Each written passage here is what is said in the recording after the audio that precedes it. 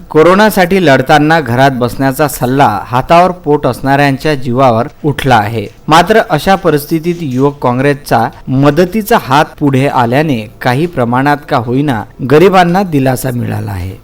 भुकेल्यांना अन्न देणे व तहानलेल्यांना पाणी देणे ही आपली संस्कृती आहे। याचा प्रत्यय सहयोग युवक काँग्रेसच्या माध्यमातून येत आहे। या माध्यमातून आतापर्यंत 3000 कुटुंबांना अन्नधान्य किटचे मदत म्हणून वाटप करण्यात आले। सध्या कोरोना व्हायरसने जगात थैमान घातले आहे, त्यामुळे भारतातही 24 मार्च पासून लॉकडाऊन करण्यात आले। रोज कमावून खाणाऱ्या लोकांना कोणताही रोजगार नसल्याने त्यांच्यावर बिकट परिस्थिती आली आहे। अशा गरजू परिवारांसाठी युवक काँग्रेसने पुढाकार घेऊन त्यांना अन्नधान्य किटचे वाटप केले।